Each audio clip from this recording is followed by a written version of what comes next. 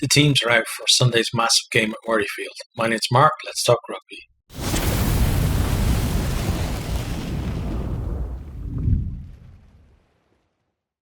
Scotland versus Ireland, Sunday 12th of March at Murrayfield. Kickoff time is 3 p.m. GMT. The last six between these two teams in the Six Nations: 2022, Ireland 26, Scotland 5. 2021, Scotland 24, Ireland 27. 2020, Ireland 19, Scotland 12.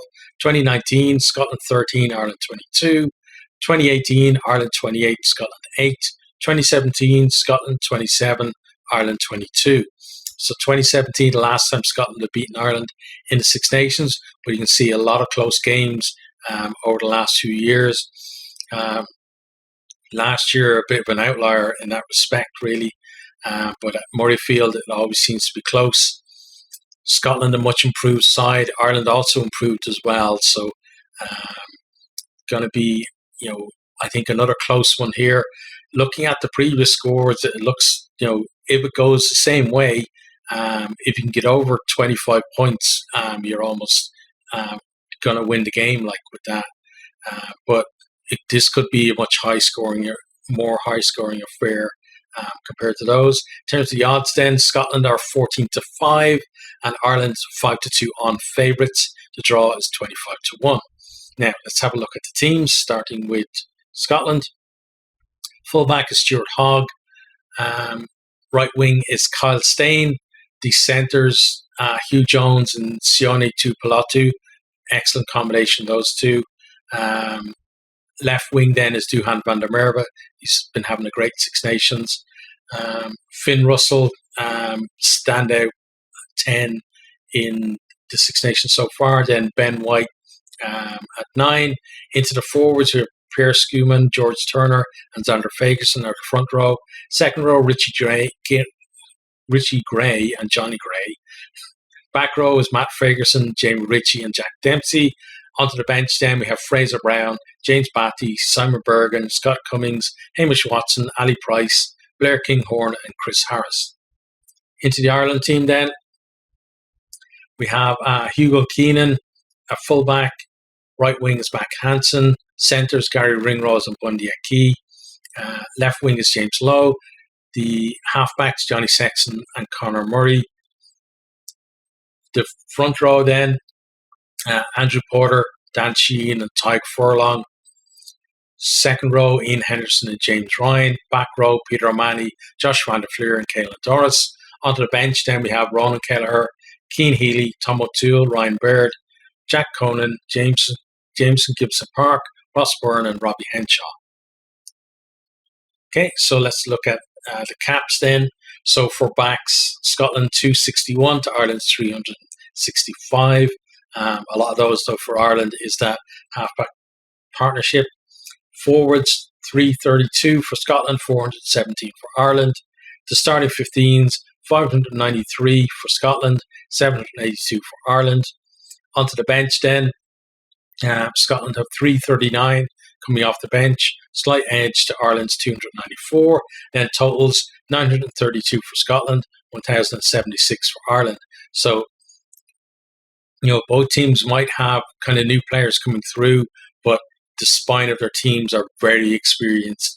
And, you're going to see two, I think, teams coming close to their peaks, really finding it out there at Murrayfield. In terms of then Scotland, so Grant Gilchrist is obviously banned after his red card against France. So Johnny Gray replaces him and he partners his brother in the second row. Then back row is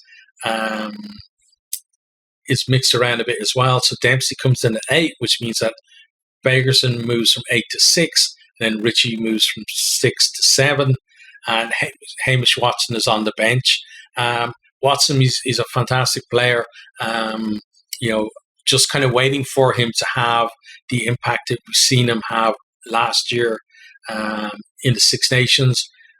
I'm hoping as an Irish fan that it's not this game, that he kind of waits until the final round to have that impact. But what a great player to be able to to bring off the bench. Then Bergen replaces W.E. Nell on the bench. Scott Cummings is also included on the bench there as a second row cover. They've gone for a 5-3 split this time compared to the 6-2 split that they had against France. Probably, against France, the 6-2, they knew it was going to be an attritional game in the forwards, and it kind of made sense there.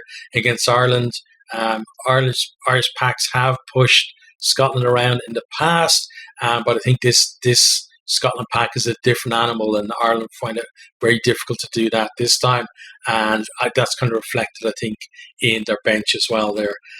It's going to be Stuart Hogg's 100 cap for Scotland. He's been a great servant for them. He gets a bit of stick for off the field stuff, but the way I look at it is like the guy's made it to 100 caps, so he's obviously doing something right on the field as well. Let's not consider too much the off-field stuff. He didn't, in my mind, he could have, but he hasn't turned into a Gavin Henson who, kind of burned brightly and then burnt out with all of his off-field antics.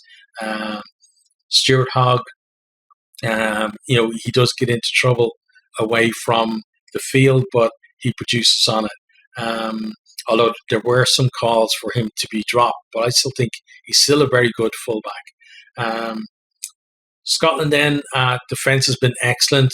They've been tackling at 90.2%, which is the highest of any of the 6 teams so far in the first 3 rounds. Ireland are actually the lowest at 83.9%. So, I'd say Scotland, they're going to have to keep that up against Ireland, because this Ireland team have been very good at breaking down stubborn defences up to now. They're also the top 2 teams at maul time. Ireland with 96.4% to Scotland's 95.7%. So 2 teams who use their maul really well. They actually go to the maul more than other teams as well. So what's the price on both maybe Turner and Sheehan, or maybe even Kelleher coming off the bench, bagging tries for their respective teams? Just a note on Turner as well. He's been one of Scotland's top performers, really been a standout. And I think kind of his club form has been rewarded this year. He's brought that into the test arena as well. And the guy, he's looked probably, I think, the best hooker in the Six Nations this year.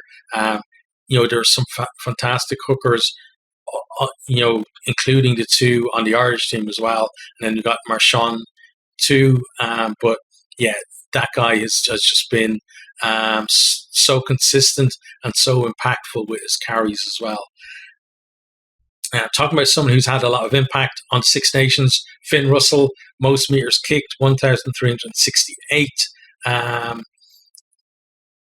He's the highest meters kicked of any player in the Six Nations. The second is Dupont, who's almost 300 meters behind them. And he's also double Ireland's top kicker, which is James Lowe at 682. So pretty much, double the length of his kicks. Russell has also made the most carries at 45 in this year's Six Nations. Caelan Doris second with 41. So, you can't really overstate that guy's importance to Scotland, but also, I don't think you can just target him and try and close him down, because if you get close to him, he's got the footwork, the offloading skills, and the eye for gap to make you look silly. If you stand off him, then he's going to come and challenge you at the line as well, and maybe put somebody else through a gap. And he's got that kicking game. He's got offloading game, passing game. He really is the standout 10, I think, in this year's Six Nations.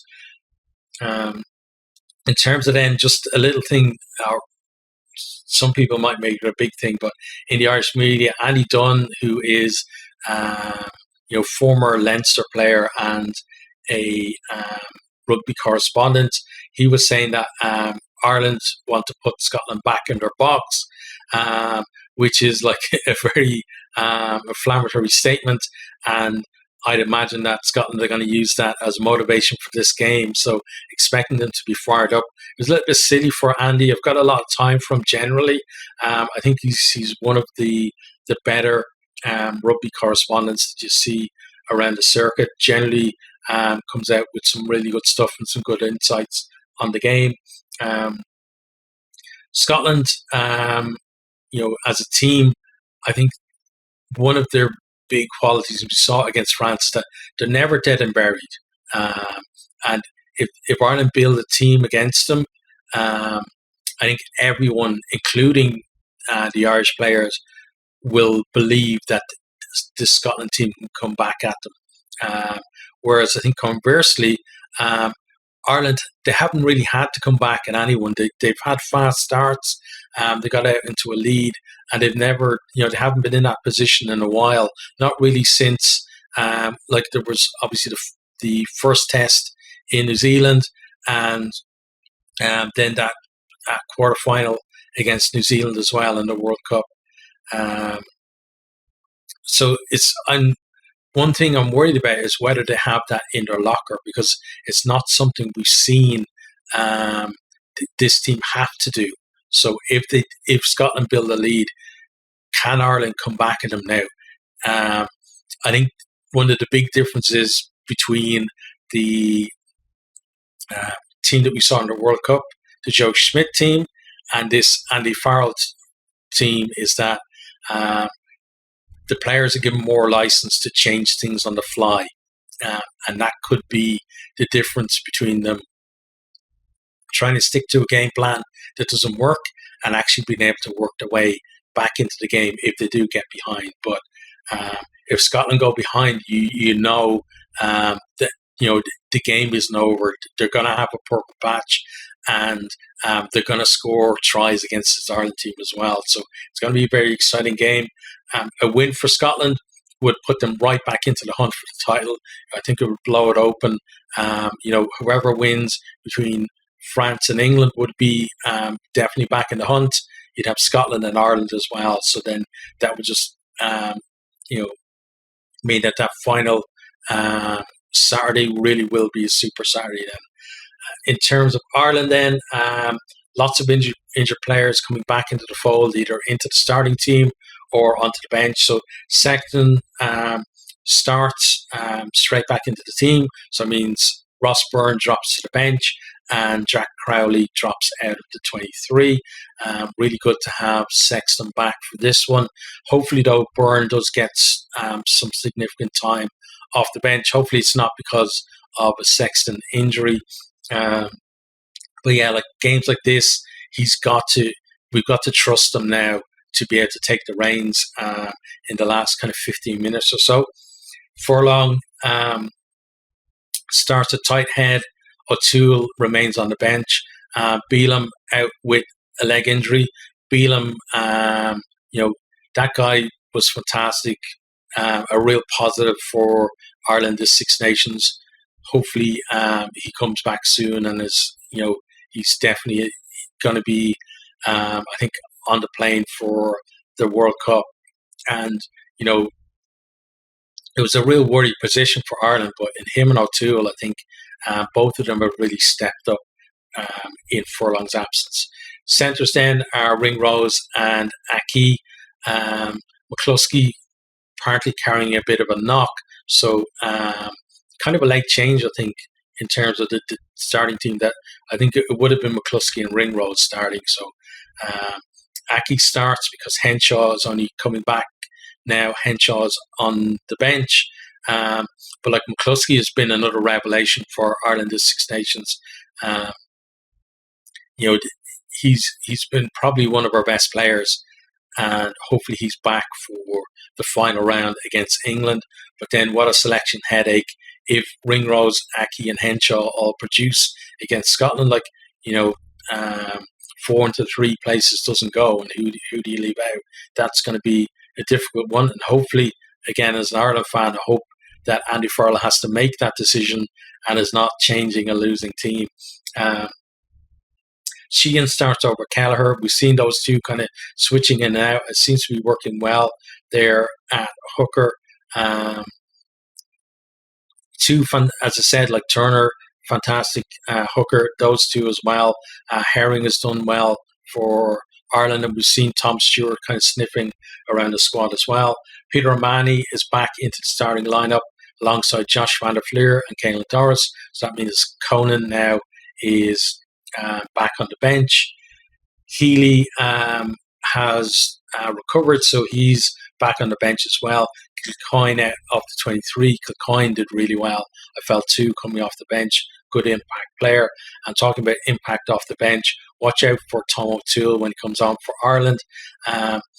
Believe it or not, this guy is the top carrying tight head from the first 3 rounds, despite not starting any of the games.